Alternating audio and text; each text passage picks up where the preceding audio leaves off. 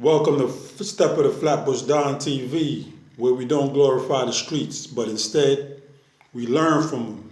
The wise learn from the mistakes of others. The fools make the same mistakes over and over, expecting a different result. We all make bad choices, but the greatest amongst us use the lessons learned to help others avoid the pitfalls of the street death style, where gold, opiates, and diamonds become God. I am Stepper, your host. For those new to the channel, peace, love, development, and unity is our code. Without these four pillars, we're lost.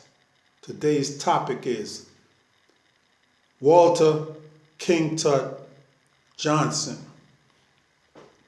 Now, King Tut and I was in Rikers Island about the same time in 1982. C74, four building, adolescents. At that time, I caught a case in front of RKO Kenmore in Flatbush. I put in a little work, got caught up. They sent me to the island. And I think as I was in the bullpens, I think court was coming back. So I don't know what happened in court or whatever, but I think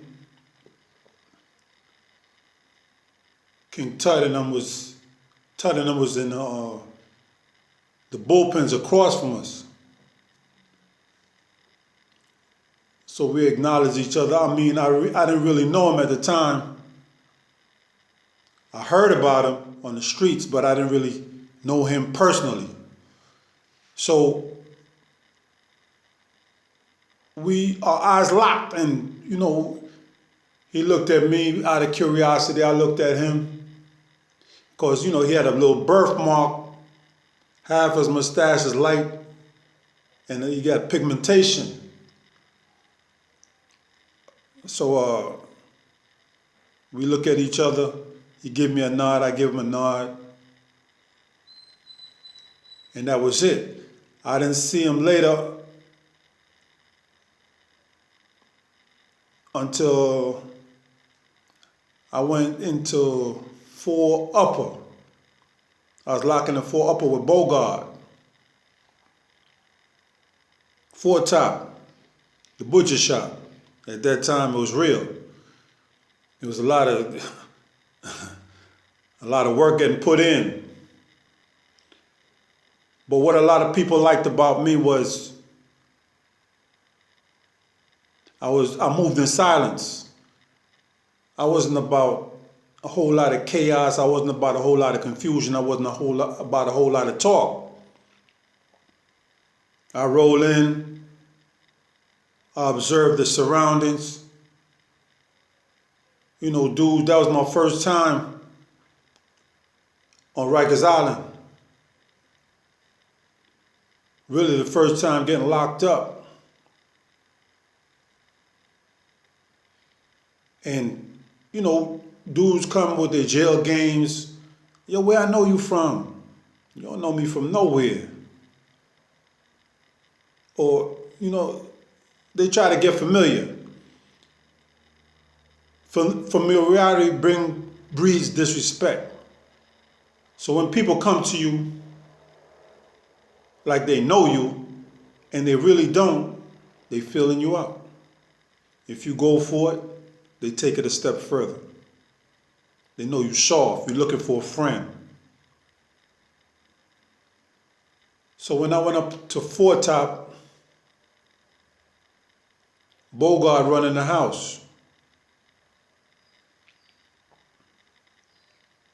Being that he running the house, he want to know who's in there, who's coming up in there, if that person is a threat to him or whatever. So we chop it up, feel each other out.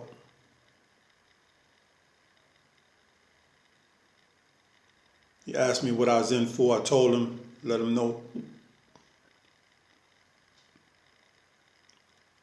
And we got cool. We knew some of the same people. I'm not going to say we got cool, but we was all right.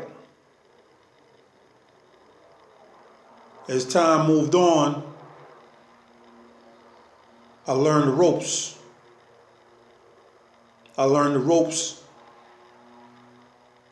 And we started moving together because he knew I needed that jack, I needed that slot time, and he told me what I had to do for it, how to get it. He was putting me on at first, but then he said, yo man, listen, if you want so and so and so and so got slot time. If you want slot time, you got to run one of them out and take over the slot time. I said, okay. So that's what happened. I had to talk to my family. I had to talk to my girl or whatever. You understand me? And the dudes that had the slot time, they wasn't trying to ease up off that. And then they trying to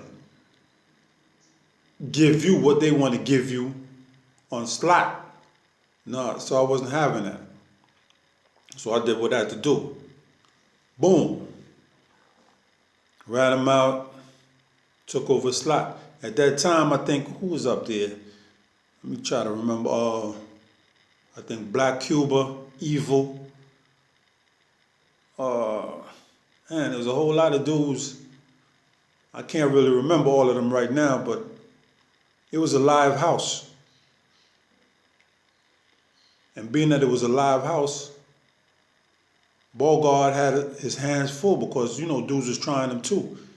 He had dudes who was plotting coups, who was trying to get him ran out the house because he was holding down a lot of things and they wanted the power. They wanted the power in the house to call the shots. So Bogart wanted to make sure who was with him and who was against him. So when he saw I was live, I was ready to go out. I was ready to do things that needed done.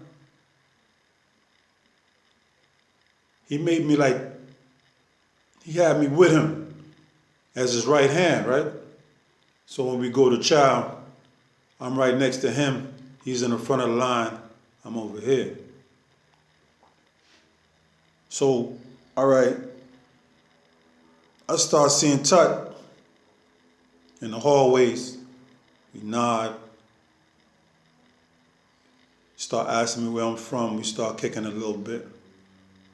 You know, yo, Raz, if you need anything, let me know, man. Boom, boom, boom. Yeah. All right, straight. Where you at? I'm over here. Well, I'm over here. All right. So time goes on. We see each other. We go to court. See each other. We kick it. There was a time when we was in the bullpens and a group of dudes was in the next bullpen.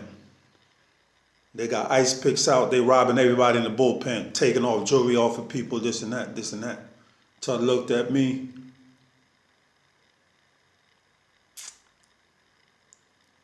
And I looked at him. And he looked at them. So he basically saying, yo, listen, them dudes come over here. We got to put in work on these cats. I say, ain't no problem, you know what I'm saying? All right. So at that time, you know, you had to go through metal detectors and all that. But still, dudes had their oxes. Dudes had their oxes and their ice picks or whatever. You had to know how to get it in, how to move around with it. Dudes had, I kept 2 razors on me. I kept 2 gems on me at all times, so I could defend myself. Anyway, make a long story short, things is heating up. Dudes come in, but they never came over to our section. They looked over there, this and that, but they never came through. We got sent back to the island, all of that. Come to find out, Tub was fighting this case, and I was fighting mine. We both knew Rat, his co-defendant and all that, so we was kicking it about that. But eventually I got shipped out. I was going up north. I'm not even going to touch on this piece because I was going to touch about this CO. He was like a problem up in the spot. He was just like a real problem.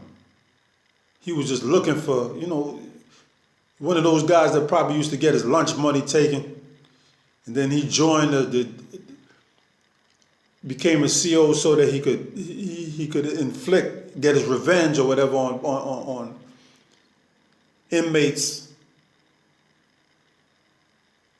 So one day, Bogart said, "Yo, we're gonna move on this dude. You with it?" I said, "I'm with it, whatever."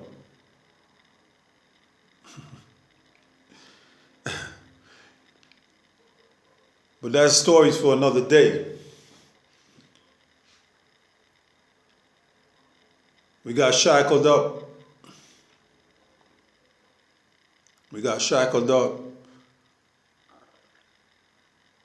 And boarded the transport to Elmira.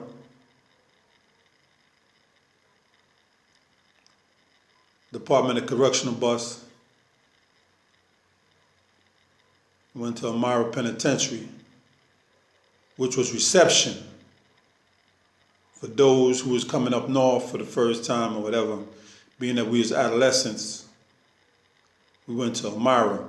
If you're an adult, you go to downstate. At that time, we was adolescents, so we went to Elmira, B block. No, first we went to A block. We went to A block, stayed there a little while, got our uniforms and all that. When we came in, coming off the bus, you get bug spray and all that. You get your hair shaved off.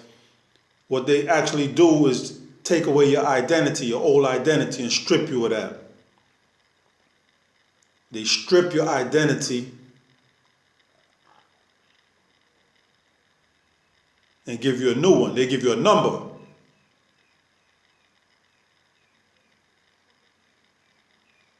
Mine was 83B, 21, so-and-so.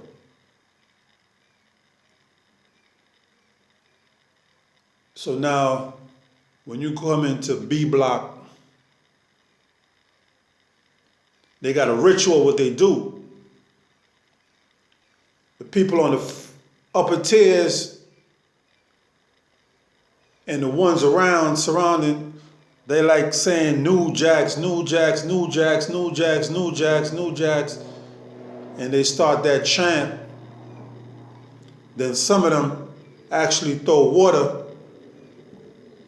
on the people coming through. Now, in my group, on my bus that I went up to Elmira with, I had dudes like Homicide, Sykes, Angel Padilla, them. It was a few alive dudes up in there. So when we came through B block, some people that knew me, some people that knew Homicide, some people that knew other people's shout outs. Dudes was like, "Yo, what's up? Boo, boo, boo, boo, boo. Yeah. So they put us on our gallery, we lock in. lab, find ourselves. I think it was a couple weeks later, Tut came through.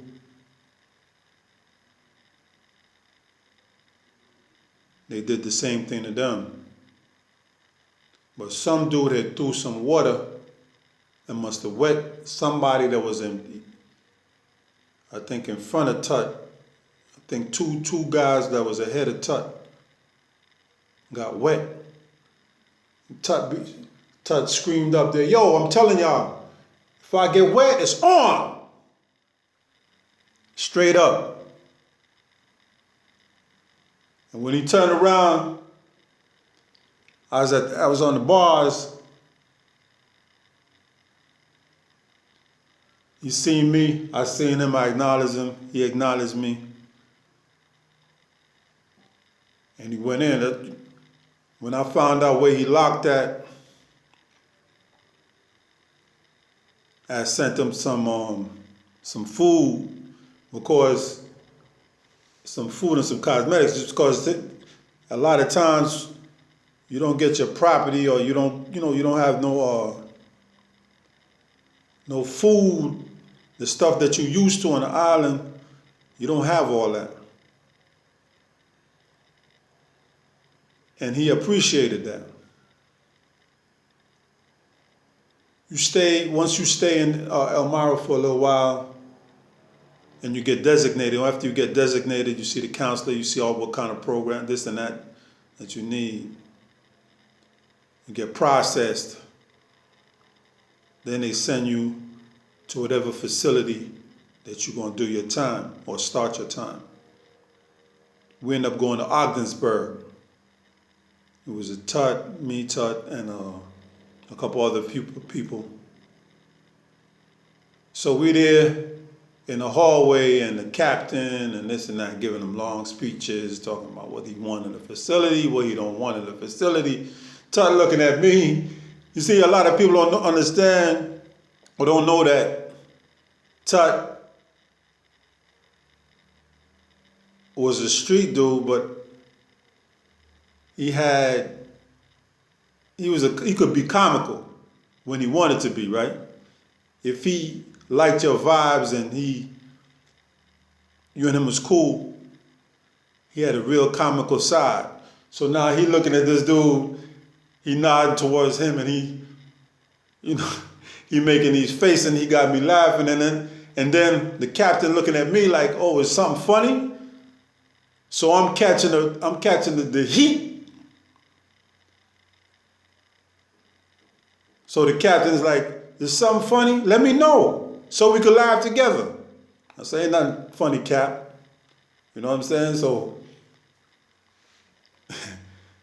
when they gave us housing units, assigned us a housing unit and all that, Tut was locking like across the hall from me.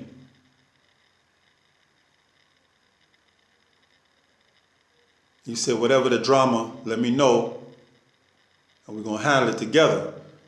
I said, "Yo, same here." You know what I'm saying? "You got static over there, let me know. We're going to roll together." So we started working out together and all of that. Come to find out, we had a lot of things in common.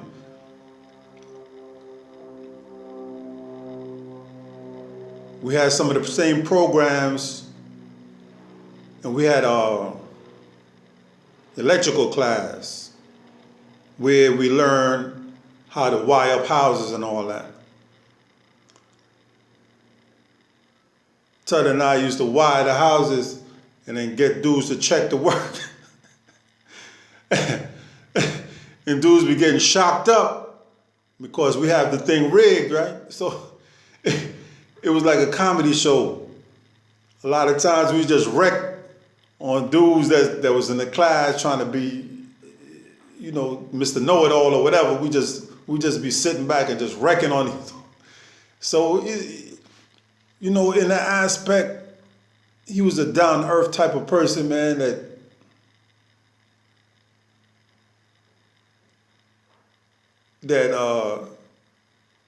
a real likable dude, you know what I mean? As far as you could get along with him. He was no, dude full of himself, or some dudes be acting like they all that, fronting. No, he was a real down to earth type of person. That's why we got along. Because, as I said before, I used to do my thing, but I was always a humble type of person. I wasn't no loud, boisterous individual. And Tut was the same way. When it was time to move, he moved. So I had problems in my house. You had a whole bunch of Germans in there. And these dudes had the TV on lock. And the brothers in there, they was like, I don't know, they didn't have no kind of backbone. And I'm like, yo, y'all going for this? Y'all going for this? So I started speaking out, and it made everything axy. Dudes start walking on eggshells.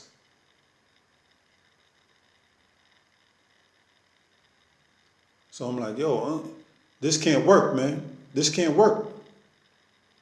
So I told this young boy, he was from Long Island, kid named D. I said, what's up, man? You down or what? Because he was in the class with Tut and myself, right? So we was chopping it up, walked the yard and this and that. I said, yo, D, when we get back, I'm snatching the remote and we're going to sit there and we taking over. That's it. You with it? He said, man, hell yeah, I'm with that. All right, cool.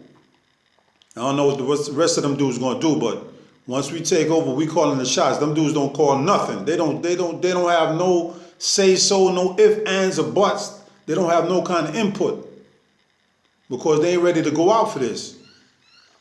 So now we get back to the housing unit. We up in there. They got these they got regular chairs, but then they got these chairs. They got some of the chairs is like them salon chairs. The Germans usually got the seats lined up in the front. So me and D, we up there in the front. I got the box, this and that. Dudes roll in, look around the TV room, they start looking at each other, this and that, this and that. They don't like what they see. They start posseing up. A couple other brothers come in, they see what's going on. They hesitant to really initiate, right? So me and D stand up. We tooled up, we ready.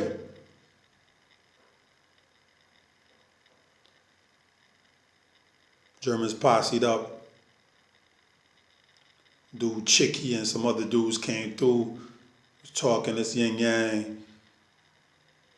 I said, yo, listen, man, ain't no one person controlling nothing. Y'all can't just dominate this and dudes can't call shots on this TV, man. It ain't gonna work like that. If y'all gonna do so, we might as well pop right now. Long story short, them dudes folded. We took over the TV, but I wasn't, like I said, I'm not that type of person. I'm not just gonna do what the next person was trying to do to us. I let them call their shots. They watch their novella or whatever. They at that time, what they used to watch, that they had a Spanish channel that they used to be watching. I let them watch their shows. But I like my news. I used to like my VH1. Certain things like that. We check out. We watch what we need to watch and let them ride, But I had them do shook. We used to come in, whoever was on the box, the control box, they let that go. passed that box over. I said, man, yeah, just ride, man, just ride. You know what I mean? Just ride. So Tut was like, what's going on? Them dudes behaving right or what? Them dudes acting right? Yeah, man, them dudes is straight, man. Them dudes, yo, if they not, man, we gonna roll over there. I said, man, ain't no need for that, man. I got it under control, man. So me and Tut used to work out. We used to be on the heavy bag because he liked that heavy bag. He liked being loose. He used to work the heavy bag, and we used to do that pull-ups and dips. It got so bad, man. We was some young lions. We was cut up, and we was in shape at that time, man. I mean, we used to damn near be on that pull-up bar all rec period, man. As soon as he jumped down, do my pull-ups and push-ups, and then we used to do the pull-ups with weighted vests on. And when we took them vests on, we was pulling up all the way to our waist. I'm talking about, man, we was in shape. We was in shape. I remember when Tut started moving around with this brother named Sabir. And then he started talking about becoming Muslim and this and that. I say, yo, man, do what you feel. That's you. But I'm not with that. I'm not on that religious tip. You know what I mean? I believe in spirituality, yeah, but I'm not on no religious tip. You know. But I know a lot of people come in the pen and they try to change their lives around, and some of them find God or Allah or whatever have you. Excuse me, and they try to change their lives around. I don't knock that. That's them. Each man got his own destiny. Each man got his own path to walk. At that time, I was going through my own thing, but I was getting positive books to read and all that. But I still had one foot in and one foot out, to be truthful, man. I had one foot in and one foot out. I wasn't about to make that change. I mean, I read a lot of positive books. I read a lot of books when I was down for the knowledge. But I was still young. I still had to explore. I was still soldiering. I was still on warrior mode. And I wasn't really ready to give that up. I mean, not at that time. Not at that time. You know, sometimes in retrospect, I wish I had. It might have saved me a lot of pain, a lot of time, a lot of everything. But we are who we are by the choices that we make. But at that time, I never knew Tut would evolve to be the person who he became.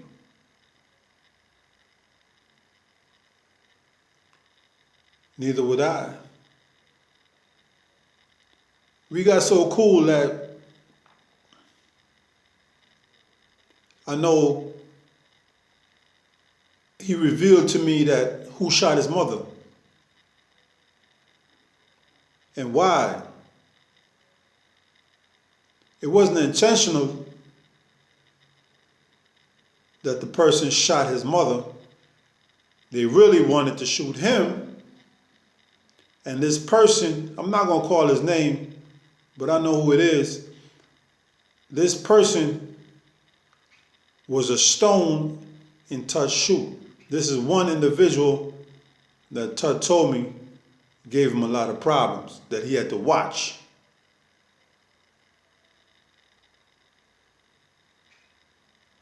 And the dude name start with a D. But he said he had to keep, it's like he was going through the door, he heard something creak behind him, And he says moms usually, when they coming through the door, whatever, she usually come and, try to open the door or see who coming through or whatever. And it just so happened that dude tried to hit him up, and mom's got it.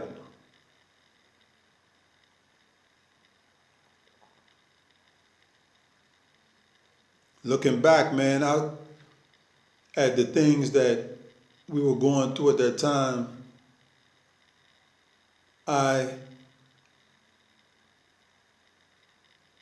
I'm very lucky that I never put my moms through that.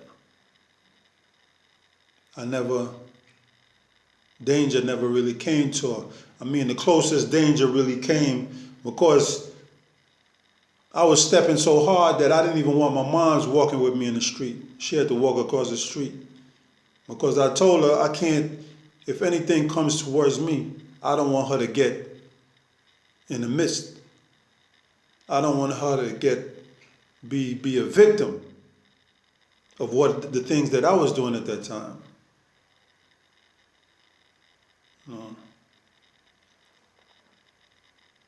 So a lot of times we out here doing things in the street, living that street life, that death style, and we think it's all about us, but sometimes when people can't get you, they get your moms, or sometimes in the process of trying to get you, they might hit other people in the process.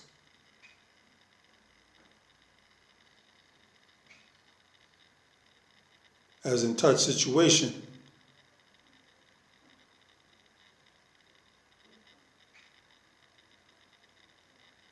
I'm just glad that never happened to my moms. And it could easily had happened.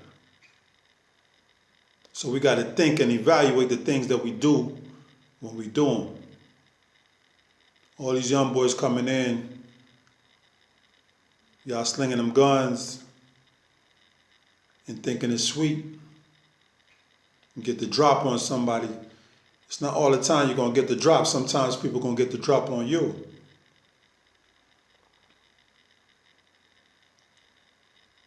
You give shot, expect shot, because it's going to come back. Karma is something, man. You can't escape that. Karma is engraved in stone. You could best believe it's coming back around and it's going to hit you. And if it don't hit you, it's going to hit somebody in your family or somebody close to you.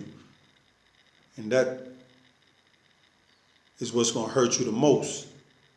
Because you're going to know that it's because of you that this person is suffering or this person is not here. It's because of you.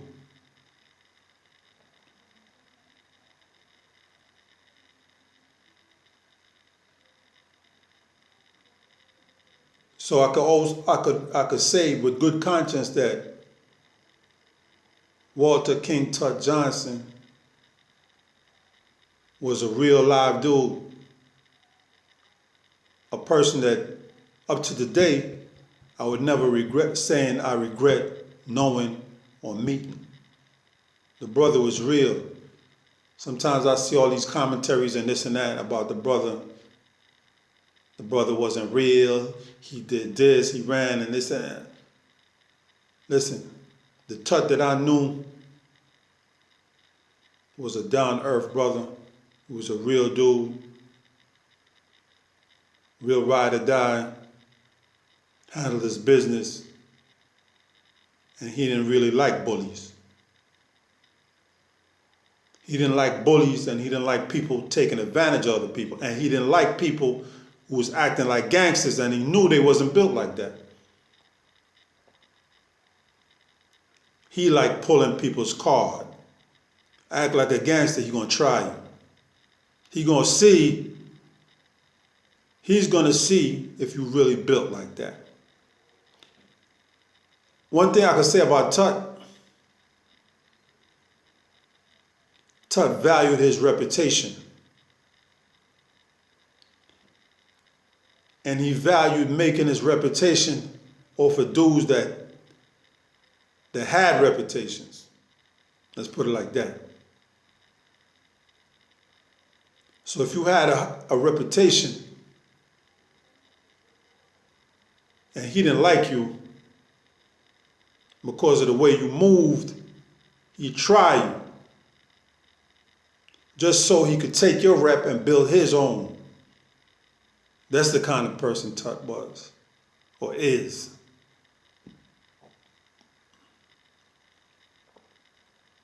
So I hope that brother regained his freedom, man. That 3 strikes you out.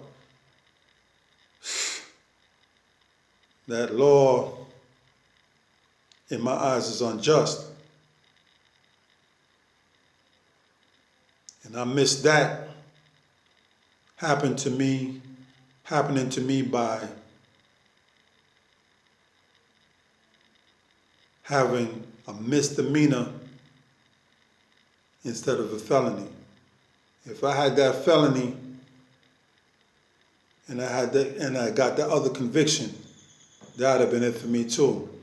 That law need to be revisited and taken off the books.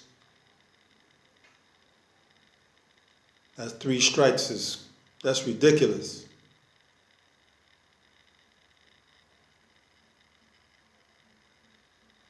That's ridiculous. Losing people till the sun burn out. That's ridiculous.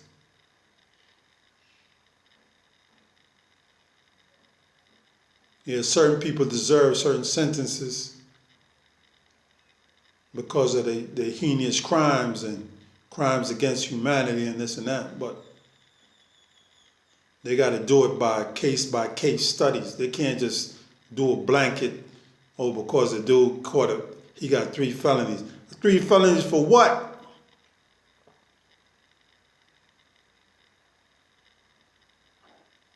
You're going to lose him because he got 3 strikes.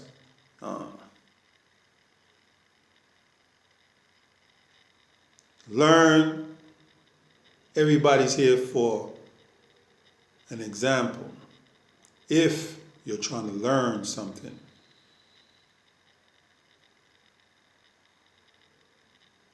Learn from other people's mistakes. That's what wise people do. Learn from other people's mistakes. Don't make the same mistakes. If somebody say the water's hot, you don't have to touch that water to determine if the water's hot. Take that person's word for it by what may have happened to that individual. So he's speaking out of experience, right? Learn from it.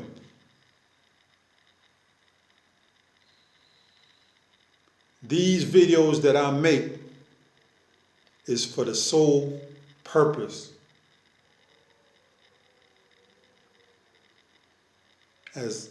of being a deterrent to those young people who's walking down those roads not knowing where certain roads will take you.